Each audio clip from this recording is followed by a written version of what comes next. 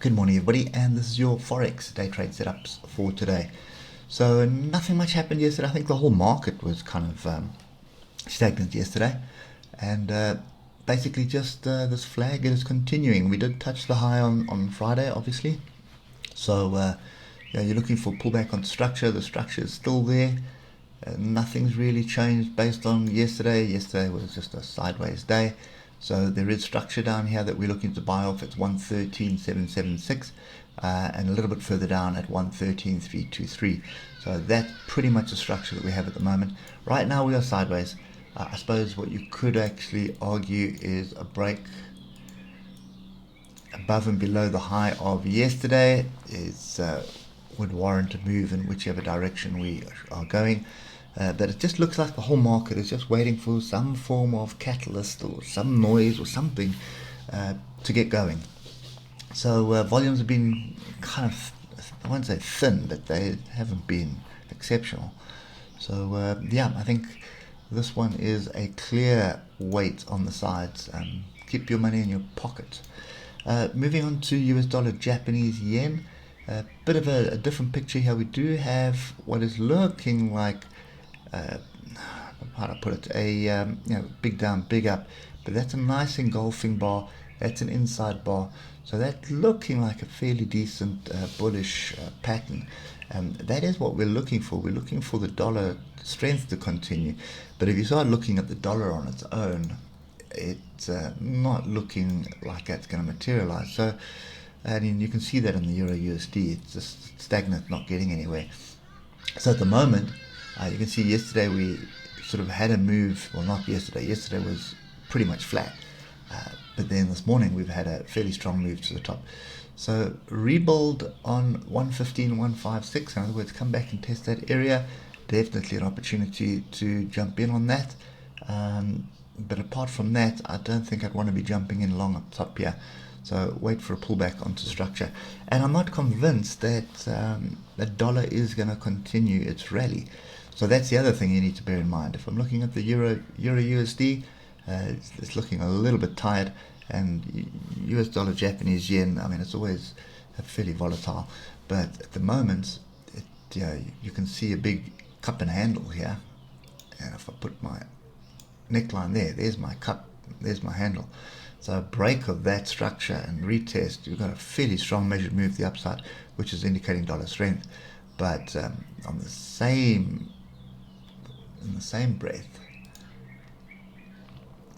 you could be forming a new trend line here to the downside. So kind of difficult to ascertain which way we're going. Gut is saying we're looking for a move to the upside, but it's just US dollar Japanese yen, which is adding a bit of confusion. British pound Japanese yen. So we had this wedge. We were above it, and then we were below it at one stage. I thought we were going to get a decent retest out of it, but lo and behold, all we really did was test the moving averages and then back into the wedge. So if you look at the hour, you can see pretty decent break below, but then immediately back above it. So yeah, is this a retest or not? Not sure yet. And again, looking at the oscillators, we've got some diversions on the oscillators, and we've got a grouping up here. So for me at the moment, I want to see what happens at this level. Don't like the fact that we've closed above it.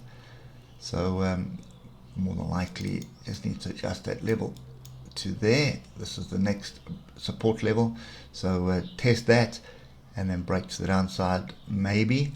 But I think the trend is up at the moment, so maybe what we should be doing is ignore the wedge and look at what structure forms for a move to the upside. Not enjoying the oscillators at the moment. So I want to see pullback, and the pullback, there is a bit of a gap here.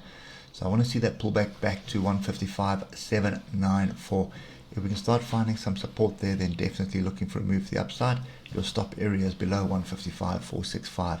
So right now though, it's sideways, big breakdown, and then back sideways. So I suspect we're just going to bounce between these two levels until we get a break one way or another. Euro British pound. So this one has been in this bearish trend for so long. We've got a crossover, we've got a break of the 155, which is all indicating a bullish structure. But typically what happens with this pair is we just start breaking back to the downside. So right now there's no reason to suspect anything different.